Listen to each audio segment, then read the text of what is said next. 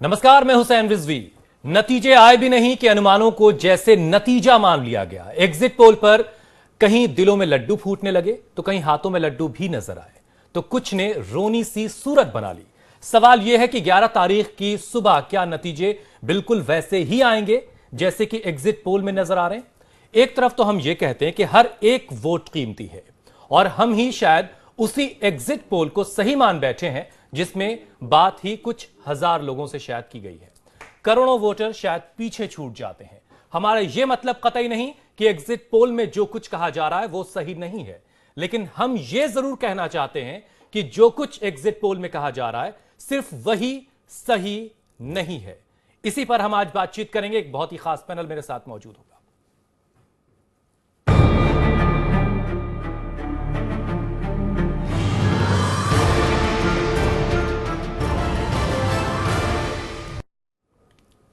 जिस सूबे में 403 से ज्यादा जातियां हो, 403 सीटें हैं तो 400 से ज्यादा जातियां हैं, अलग अलग बोली, अलग अलग जुबान, अलग अलग तरह के सबके काम और सबके अलग अलग तरह के इश्यूज।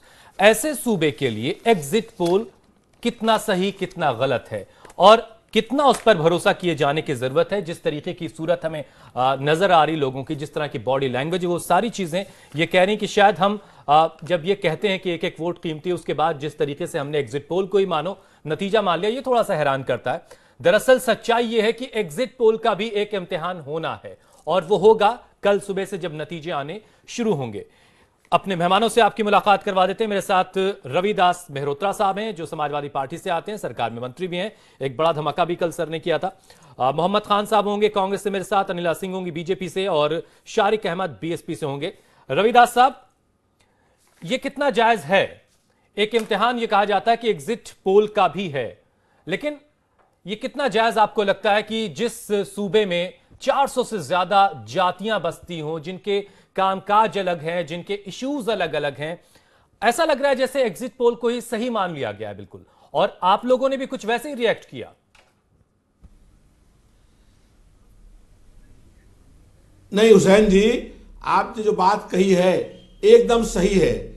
14 करोड़ मतदाता हैं और कुछ हजार लोगों से एग्जिट पोल में पूछताछ करी गई है, तो किसी तरह से ये सही नहीं है और जनता का एक एक वोट कीमती है। बहुत जगह पर लड़ाई बहुत टफ होती है। तो जो फैसला आया है ये जनता का फैसला नहीं है। जनता का फैसला कल आएगा जब जो 14 करोड़ मतदाता हैं उन लोगों में जिन लोगों ने मतदान किया होगा उसका फैसला कल आएगा। जो एग्जिट पोल में दिखाया जा रहा है, ये मेरा तो ये मानना है किसी भी तरह से ये निर्णय सही नहीं है। कई प्रांतों में एग्जिट पोल में जो कहा गया जनता का फैसला उससे उल्टा था और जो कुछ भी एग्जिट पोल में कहा जा रहा है वो मैं जानता हूं कि बिल्कुल भी सही नहीं है। अखिलेश यादव जी सवाल यही है रविदास जी, फिर ये घबराहट, ये बेचैनी क्यों है कि प्रदेश में सरकार बन रही है और इससे भी अधिक बहुमत के साथ अखिलेश जी प्रदेश के नए मुख्यमंत्री होंगे। सवाल मैं यही जानना चाह रहा हूं सर आपसे कि फिर ये बेचैनी, ये घबराहट आप लोगों की बॉडी लैंग्वेज में क्यों नजर आ रही है? क्यों आपने एग्जिट पोल के दिन ही इतना बड़ा धमाका कर दिया? थोड़ा इंतजार कर लेते, नतीजों को आ जाने देते। आपने भी किया, फिर उसके बाद अखिलेश साहब का भी बयान आ गया कि अगर ऐसा होता है तो ये स्पेकुलेशन, आप भी इस चीज को ताकत दे रहे हैं। आप भी एग्जिट पोल को और बिल्कुल से सच साबित करने का काम आप लोग भी कर रहे हैं। हुसैन साहब जी, जब आप चैनल के ऊपर संभावनाओं पर बात करते हैं तो उन संभावनाओं पर अपनी बात कहनी पड़ती है। ठीक है, तो आप जब संभावनाओं पर बात कर रहे हैं, अखिलेश जी ने भी, मुख्यमंत्री जी ने भी कल यह स्पष्ट किया कि हमारी बहुमत की सरकार बन रही है, हम बहुमत से प्रदेश में आ रहे हैं। लेकिन पूछा गया अगर बहुमत नहीं आया तो इसका मतलब यह हुआ कि संभावनाओं पर बात करी गई। कोई घबराहट नहीं है, कोई जो है वो बॉडी लैंग्वेज में फर्क नहीं है।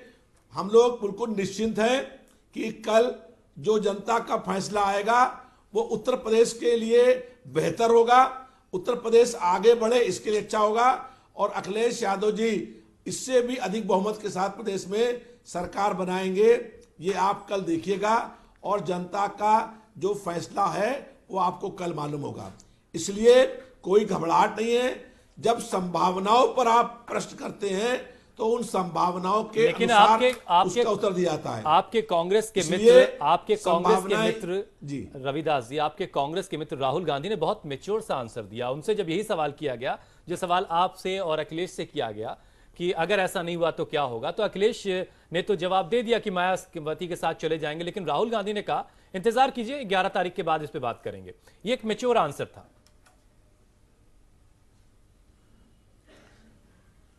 देखिए, अखिलेश यादव जी ने ये नहीं कहा, उन्होंने ये कहा कि हमारी सरकार बनेगी और अगर कुछ कमी रह गई तो हम और लोगों से सहयोग लेंगे। उत्तर प्रदेश में रिमोट कंट्रोल की सरकार न बनने पाए, प्रेसिडेंट रूल न लगने पाए।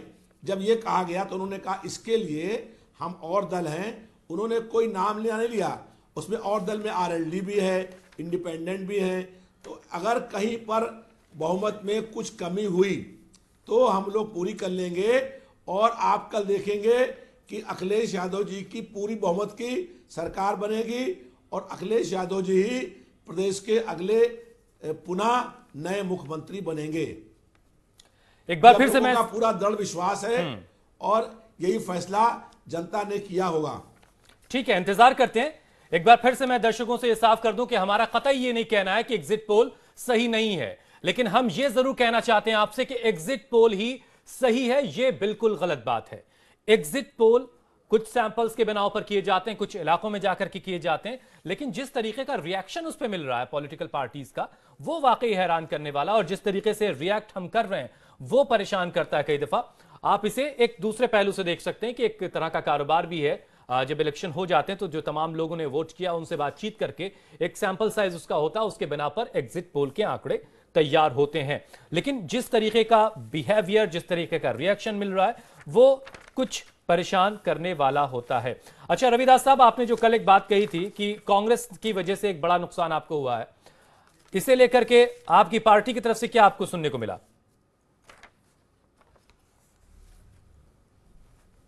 देखिए, मैंने कल भी स्पष्ट कहा था कि वो मेरी व्यक्तिगत बात है और मेरे विधानसभा क्षेत्र के अंदर जहां मैंने चुनाव लड़ा है, मैंने वहां पर इंटरव्यू दे करके वहां की बात कही थी।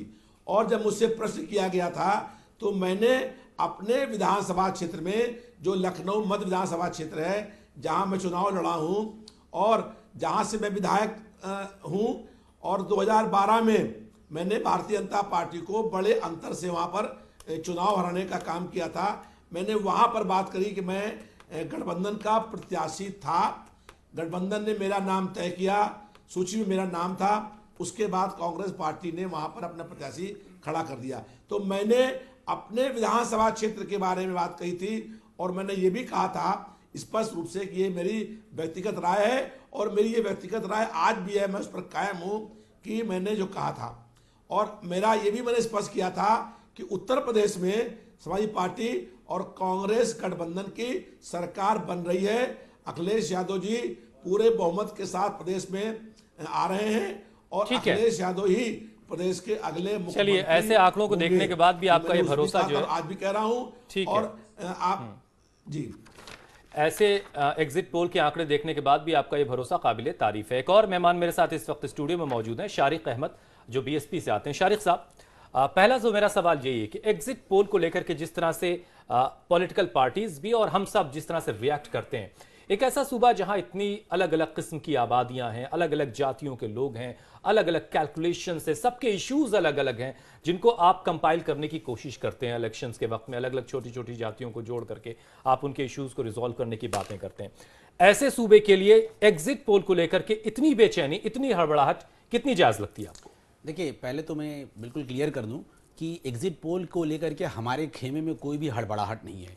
और आप लोगों को ये अच्छी तरह से याद होगा और अच्छी तरह से ये आपकी समझ भी होगी कि एग्जिट पोल कभी उत्तर प्रदेश में सक्सेसफुल नहीं हुए हैं। जहां तक मुझे याद है 2007 में जब हमने सरकार बनाई थी, स्पष्ट बहुमत की सरकार बनाई थी, 2012 में समाजवादी पार्टी ने स्पष्ट बहुमत की जब सरकार बनाई थी, तो दोनों ही केसेस में एग्जिट पोल सही प्रेडिक्शन नहीं कर पाए थे। उसी तरह के और भी इंस्टेंस हैं, हम सबने देखा कि बिहार में क्या हुआ और दिल्ली में किस तरह से औंधे मुंह गिरे। और इसकी जो प्रमाणिकता है उस पर तो मेरे कई तरह के ऑब्जेक्शन हैं जो शायद एग्जिट पोल करने वाले भी अपने आप को जस्टिफाई नहीं कर पाएंगे, उसका ना ही उन्हें कोई उत्तर मिल सकता है। दूसरी बात, मैं आपको खुद ये बताऊं कि आपने यहाँ पे जो अपना शीर्षक दिया है वो खुद लिखा है एग्जिट पोल एक अर्धसत्य। तो जब आपने इसको खुद ही हाफ ट्रूथ डिक्लेयर कर दिया है तो इसमें कहने सुनने को कुछ नहीं रह गया है। हम आज भी इस बात पे कायम हैं कि हम स्पष्ट बहुमत की सरकार बना रहे हैं, आंकड़े हमारे पक्ष में हैं, सरकार हमारी कल हर हाल में बनने वाली है। ठीक है, ये भरोसा कायम रहे, कल सुबह तक तो बहरहाल कायम रहना चाहिए। इंतजार करते हैं, जैसे से दोपहर होगी कल की, उस तस्वीर पूरे तौर पर धीरे धीरे पिक्चर बिल्कुल साफ होने लगेगी। आप तो बहुजन समाज पार्टी से आते हैं, आपने उत्तर प्रदेश के अलग अलग इलाकों का दौरा किया होगा। 400 से ज्यादा जातियां हैं, किस तरीके से आप इसको कैलकुलेट आप लोग करते हैं? क्योंकि जो मैकेनिज्म एग्जिट पोल का होगा कुछ वैसे ही मैकेनिज्म आप लोगों का भी होता है, लोगों तक पहुंचने का, लोगों से बातचीत करते हैं, आप उनके इश्यूज पर भी बात करते हैं, और एग्जिट पोल वाले सिर्फ वोटिंग को लेकर के ज्यादातर उनका सवाल होंगे। कितना आपको कॉम्प्लेक्स दिखता है खासकर से उत्तर प्रदेश का सूबा? देखिए, जैसा कि आपने खुद बताया कि यहाँ 400 से ज्यादा जातियां हैं, तो आपने ये देखा होगा कि हमारी जो पार्टी है वो एक अपने आप में यूनिक किस्म का सोशल इंजीनियरिंग का एक्सपेरिमेंट करती है। इस बार भी हमने एक अपना एक्सपेरिमेंट किया है, और हमारी जो पार्टी की जो फिलॉसफी है वो है सर्वजन हिताय सर्वजन सुखाय।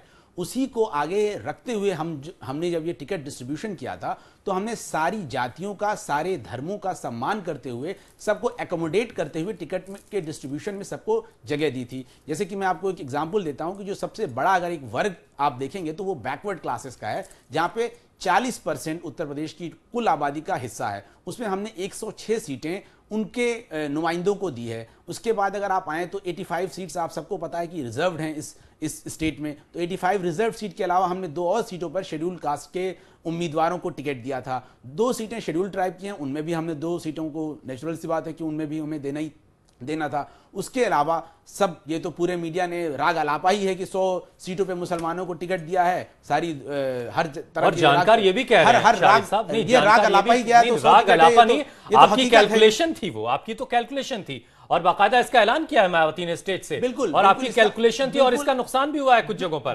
लोग जो आपका कोर वोटर है, नहीं फायदा है तो नुकसान भी हर बात का होता है। राजनीति है, ये सियासत है, 2+2 हमेशा 4 नहीं होता है, ये आपको भी पता है, मुझे भी पता है। तो इस पे अगर आप कह रहे हैं कि नुकसान हुआ, हो सकता है हमें कहीं 1% का नुकसान हुआ तो 5% का फायदा भी हुआ है। फायदा कहीं पे नुकसान भी उसका नहीं, कहीं पे जो आप नुकसान की बात कर रहे हैं वो बहुत छोटा सा नुकसान है, जबकि फायदा अगर आप देखेंगे तो वो बहुत बड़ा है। एक बेसिक सी जो बात मानी जाती है मायावती के लिहाज से कि ये उनका दलितों पर एक अच्छा असर है, और ऐसे में दलित वोटर जो है उसने ये माना कि 100 सीटें अगर मुसलमानों को आपने दे दी हैं तो इसकी क्या वजह, इतना ज्यादा उनके करीब जाने का क्या मतलब, बहुत सारे सवाल, और ये इन सवालों को ताकत दी है आपके विरोधी दलों ने भी। बहरहाल एक साउंड बाइट मैं अभी आता हूं, एक साउंड बाइट जरा मैं सुनाता हूं। राहुल गांधी से जब एग्जिट पोल को लेकर के सवाल किया गया तो उनका जवाब क्या था, जरा सुनिए पहले आप।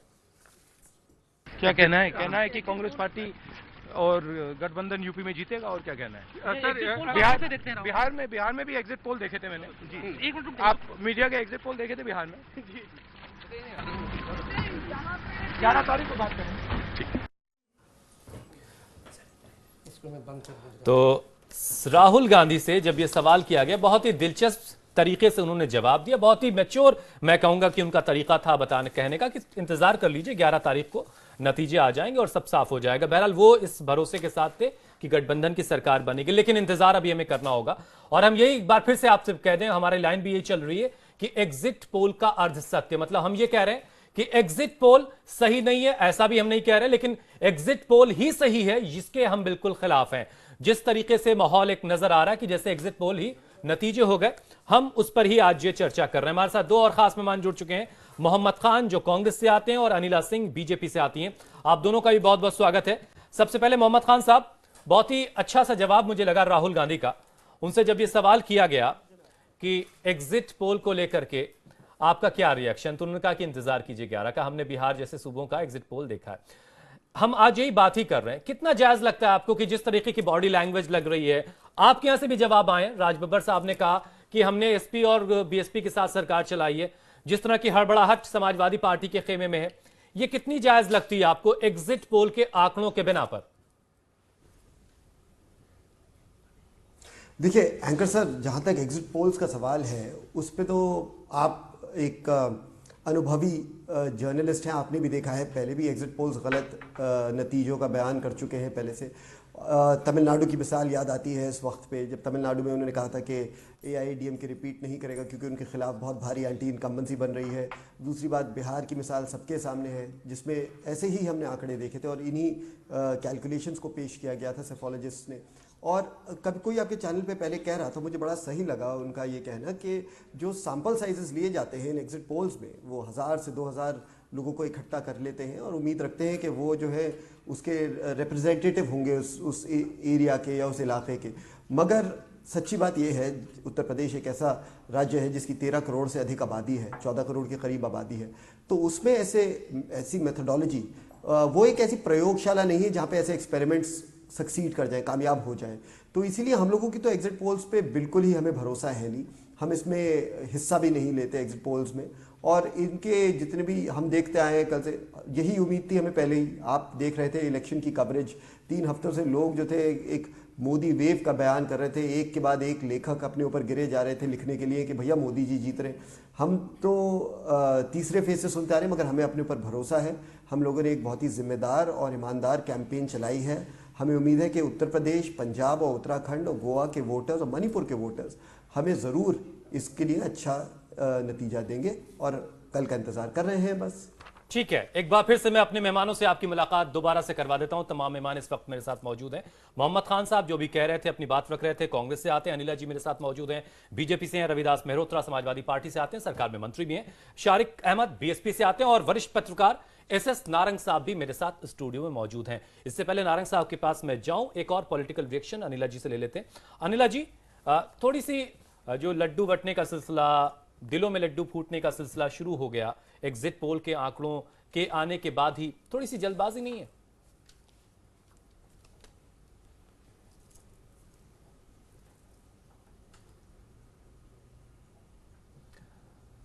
चलिए, अनिला जी तक शायद मेरी आवाज अभी नहीं जा पा रही, हम दोबारा उनके पास जाएंगे। नारंग साहब जी, हमने जो आज लाइन ली है, हम आज इस पर बात कर रहे हैं कि एग्जिट पोल के आंकड़े कितने सही होते हैं। हम इससे बिल्कुल अलग, सिर्फ अगर ये कहा जाए कि एग्जिट पोल के आंकड़े ही सही होते हैं, हम इसके खिलाफ हैं। हम ये कह रहे हैं कि एग्जिट पोल सही हो सकते हैं लेकिन वही सही है, हम इसके खिलाफ आज बात कर रहे हैं। और ये जिस तरीके का बॉडी लैंग्वेज हमने देखी लोगों की, जिस तरह की गहमा गहमी, जो मायूसी लोगों के चेहरे पे एग्जिट पोल के आंकड़ों को देख करके लग रही है, और जैसा हमने मान लिया है कि शायद एग्जिट पोल ही नतीजे हैं, ये कितना जायज लग रहे हैं आपको? देखिए, आपने बिल्कुल ठीक कहा कि एग्जिट पोल ही नतीजे नहीं है।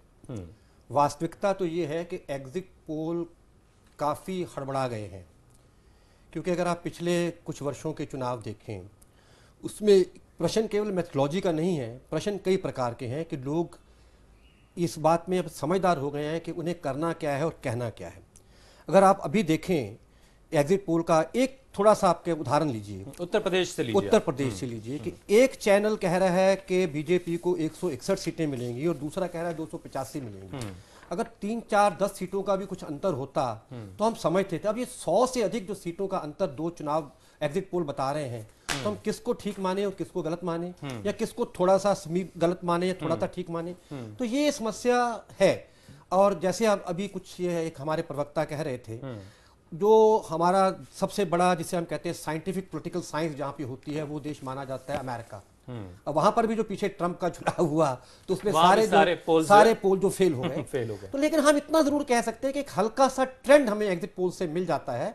और कुछ मामलों में, जैसे पंजाब का मामला है, उसमें सभी एग्जिट पोल का ट्रेंड एक तरफ दिखाई दे रहा है, तो उस हमको ये बात मान सकते हैं कि उस तरफ एक ट्रेंड है। लेकिन जहां 100 का 50 का, जिसे मैं कह सकता हूँ कि 25-30% सीटों का अगर कोई दिखा रहा है, तो उसमें एक समस्या बहुत गंभीर है। इसलिए मैं आपकी बात के साथ पूरी तरह सहमत हूं कि एग्जिट पोल को हम मान करके नहीं चल सकते।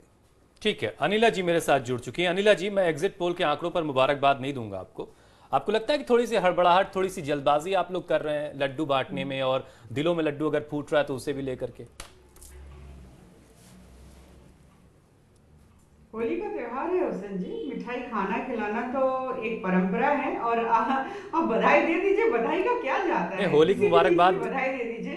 और खुश रहना तो मेरे ख्याल से सेहत के लिए बहुत अच्छा होता है। और कुछ घंटों के बाद तो सब पता चल जाएगा कि किसकी सरकार बन रही है, किस किस प्रदेश में बन रही है। मैं बहुत हाल में बिल्कुल जुड़ी हूँ आपसे, पर मुझे जो अंदाजा लगा है वो ये लगा है कि आप शायद ये कह रहे हैं कि जो एग्जिट पोल के नतीजे होते हैं उनके ऊपर हम पूरी तरीके से विश्वास नहीं कर सकते हैं। हाँ, आप ये भी कह सकते हैं। और आप ये भी कह सकते हैं कि अगर दही जमाना होता तो 1 चम्मच दही जो है जामुन की तरह दूध में डालते हैं, फर्स्ट क्लास दही जमती है।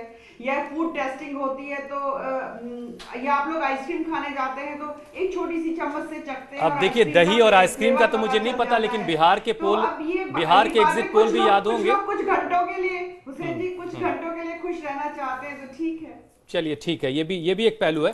लेकिन मैं आपको निचोड़ दे देता हूं आज के प्रोग्राम का। हम ये कह रहे हैं कि एग्जिट पोल का अर्धसत्य, ये हमने आज लाइन ली है कि एग्जिट पोल सही हो सकते हैं, लेकिन वही सही है हम ये नहीं मानते।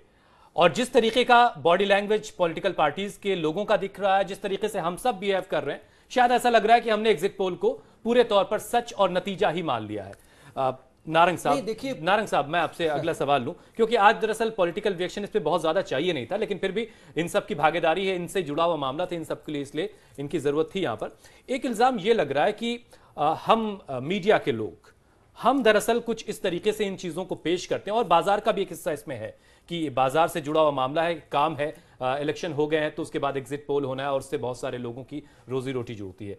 ये इस पर एक सरकार का दबाव है, ये आरोप लग रहा है। इस पर जरा आप अपनी रोशनी डालें। देखिए, अब सरकार का दबाव सभी चैनल्स पर तो नहीं हो सकता, और अब तो ये बात भी स्पष्ट हो गई है कि बहुत सारे चैनल कहीं ना कहीं किसी के साथ जुड़े हुए हैं, सभी चैनल किसी एक के साथ नहीं जुड़े हुए।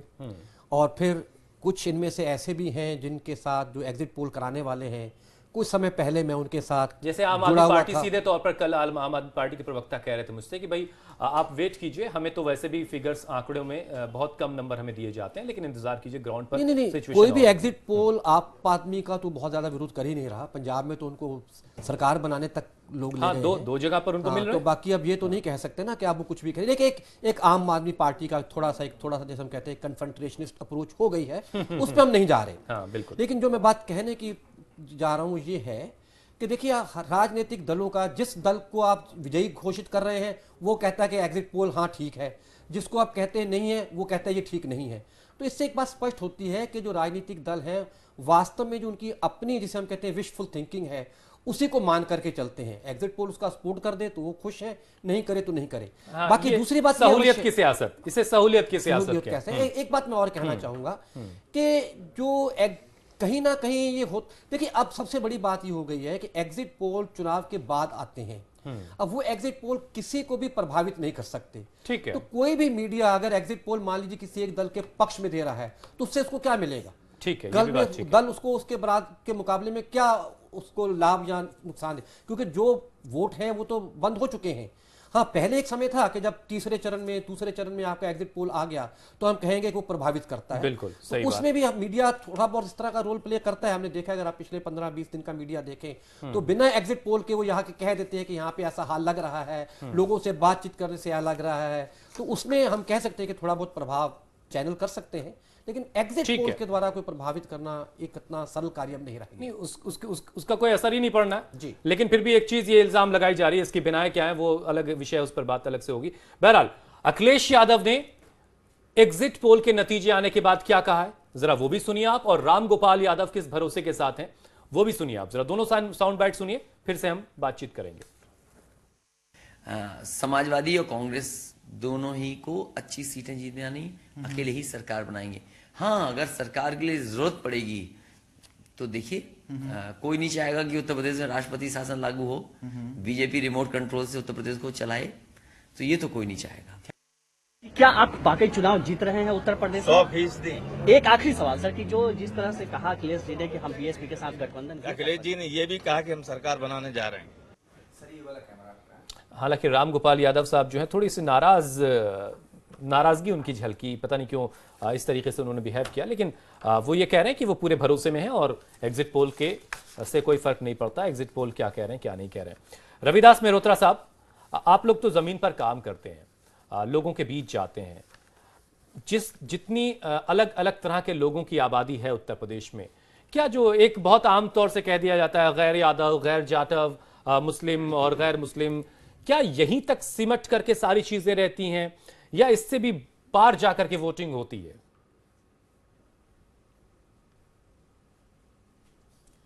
देखिए, मेरा मानना है कि इससे पार जाकर के वोटिंग होती है, क्योंकि मैं दो वर्ग मानता हूं। एक वर्ग जो है वो बहुत धनाढ्य है और एक बहुत वर्ग जो है वो मध्यम या गरीब वर्ग है। एक वर्ग है जो नाले पर रहता है, जो झोपड़ी में रहता है, झुग्गी में रहता है और इसके पास सुविधाएं नहीं हैं।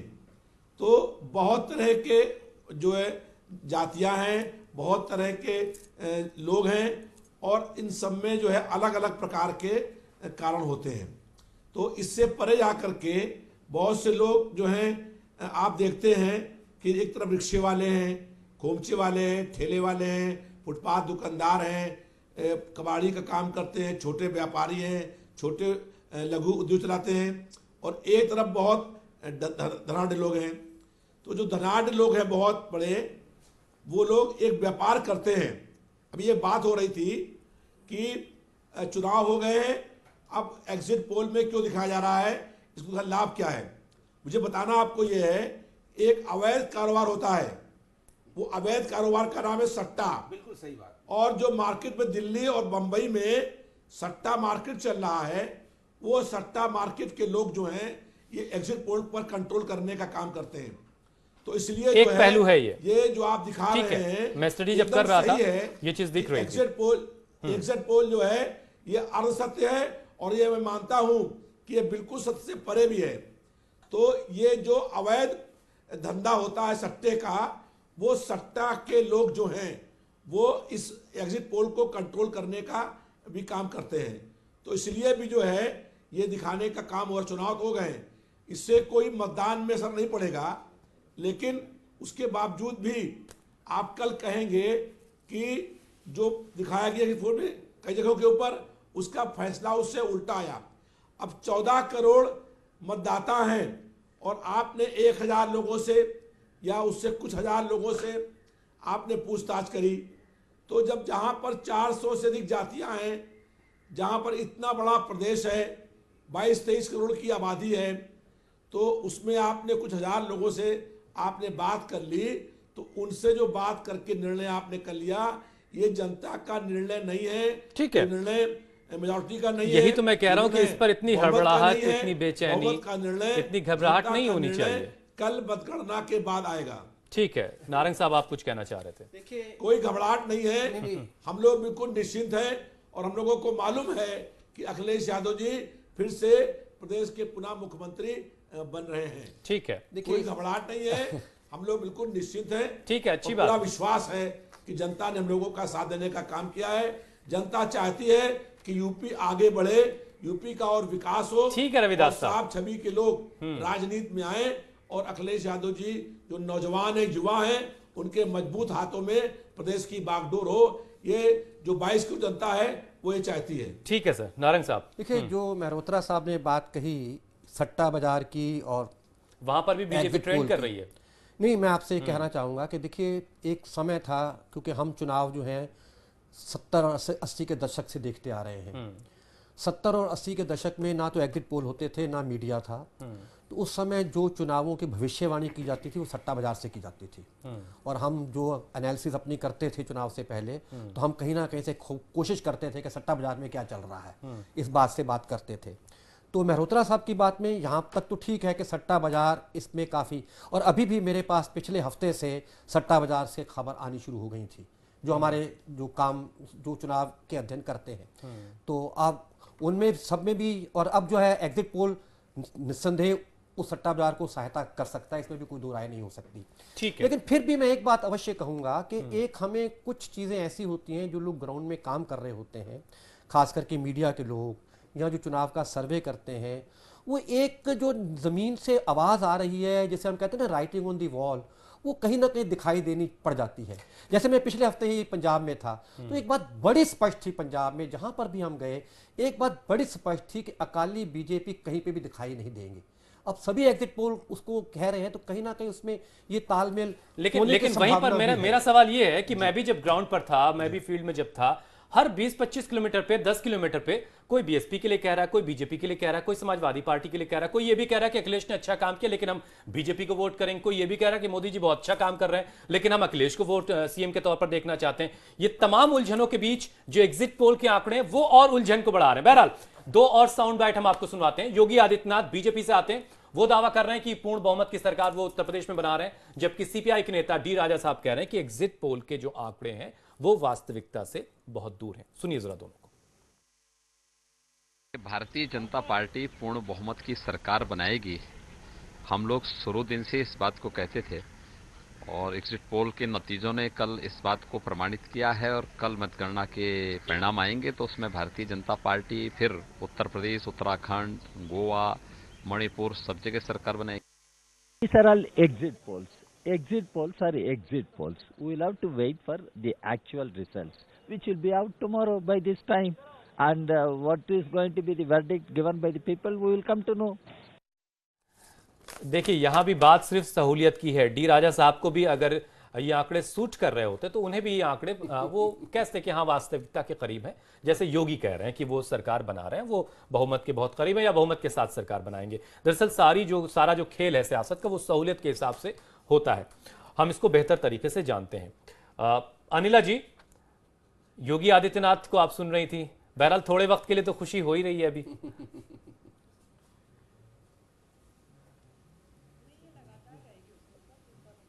विरोधी दल है उनके मन में खुशी हो रही है।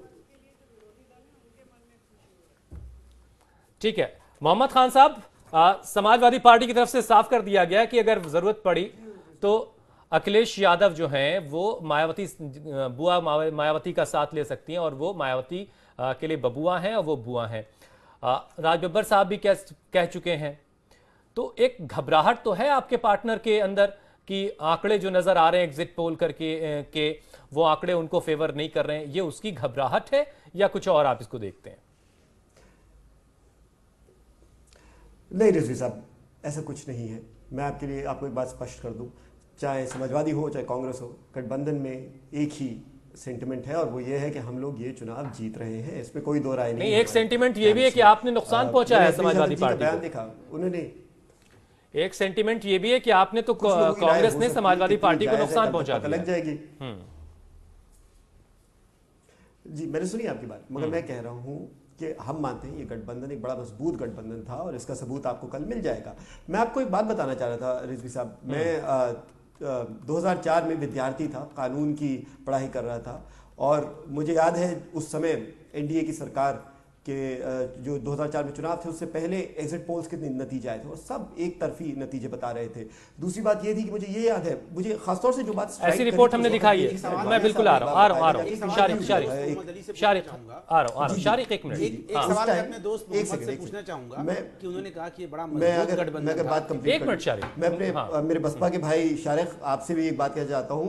शारिक साहब, बस उम्मीद है कि इस बार आप घबराहट में कहीं तीसरी बार स्वयंवर ना कर ले भाजपा के साथ। नहीं, लेकिन राज बब्बर एक मिनट राज बब्बर साहब भी कह चुके हैं कि वो केंद्र में समाजवादी पार्टी और बीएसपी के साथ सरकार चला चुके हैं। हमने जो भी एक करके सरकार बनाई, जितनी बार भी सरकार बनाई, कम से कम अखिलेश यादव की उस सरकार से बहुत अच्छी सरकार बनाई। अगर हमने भाजपा के साथ भी सरकार बनाई तो कोई ऐसा इंस्टेंस नहीं कर सकते कि उसमें कोई मुजफ्फरनगर हुआ, उसमें कोई दादरी हुआ, उसमें कोई बुलंदशहर हुआ। थोड़ा सा हमारे शीर्षक से अलग है, इस पर हम किसी और दिन बात करेंगे। एक दिन मैं आपसे एक बात कहना चाहूंगा कि अभी आपने कहा कि हर 20-25 किलोमीटर पे लोगों का ओपिनियन बदल रहा था। एक मिनट मोहम्मद, एक मिनट मोहम्मद, मैं उम्मीद रखता हूं आप सफाई तो नहीं दे रहे भाजपा के साथ। मोहम्मद खान साहब जरा शारिक को सुन लेते हैं फिर आपकी बात। उम्मीद रखता हूं अभी यहाँ पे बयान नहीं दे रहे कि आप जो है तैयारी कर चुके हैं चौथी बार स्वयंवर करने का। मोहम्मद एक मिनट मेरी बात सुन लो यार। जैसा कि अभी आपने बताया कि हर 20-25 किलोमीटर पे आपको उत्तर प्रदेश में एक डिफरेंट ओपिनियन मिलता रहा, मगर एक ओपिनियन पूरे उत्तर प्रदेश में यूनानिमस था कि अगर law and order Uttar Pradesh में दिखता है, कानून का राज ये कहीं दिखता perception है, तो वो हमारी बहन कुमारी मायावती के शासनकाल में दिखता है। जब जब आप कोई भी सरकार बनती है, अखिलेश 2012 में लोगों ने आपको इसी ग्राउंड पे निकाला था। नहीं, इस ग्राउंड पे चलिए हम मीडिया मैनेजमेंट करने में फेल हुए। मोहम्मद खान साहब और शारिक, मैं आप दोनों को रोक रहा हूं, माफी चाहता हूं, क्योंकि ये मेरा शीर्षक आज का नहीं है। एक minute please please please please, ये आज का मेरा शीर्षक नहीं। अनिला जी, आप हाथ उठा रही थी, कुछ कहना आपको, प्लीज अपनी बात रख ले, फिर मैं अगला सवाल लेके नारंग साहब के पास जाऊंगा। जरा जी हुसैन, मैं ये कहना चाह रही हूँ कि अभी भी आप देखिए, ये जो तीनों पार्टी के प्रवक्ता हैं अभी भी इलेक्शन मोड से बाहर नहीं आ पा रहे हैं। अभी भी इनको ये समझ में नहीं आ रहा है, चुनाव समाप्त हो चुका है, एग्जिट पोल के नतीजे आ चुके हैं। अगर जितने भी एग्जिट पोल आए हैं उनका एवरेज भी लगा लिया जाए तो 220 सीटें आ रही हैं भारतीय जनता पार्टी की। और अभी कुछ घंटों के बाद जो है नतीजे सामने आने शुरू हो जाएंगे। और अभी भी आप देखिए, ये लोग जो है एक दूसरे के ऊपर दोषारोपण कर रहे हैं। तुम्हारी सरकार जितनी कूल आप नजर आ रही है उतनी कूल ये लोग नहीं दिख रहे हैं। ठीक है, अभी थोड़ा सा we should behave more civilized और कहते हैं ठीक है, सबने अच्छी लड़ाई लड़ी है और कल नतीजे सामने आ जाएंगे। अगर लोगों का आशीर्वाद हम भी यही कह रहे हैं, पार्टी के साथ है तो ये बेचैनी, ये घबराहट और ये जश्न अभी इसकी जरूरत नहीं है, थोड़ा सा और इंतजार कर ले। तमाम मेहमान मेरे साथ जुड़े हुए हैं। एक छोटे से ब्रेक के लिए मुझे कहा जा रहा है, एक छोटा सा ब्रेक, फौरन लौट रहे हैं।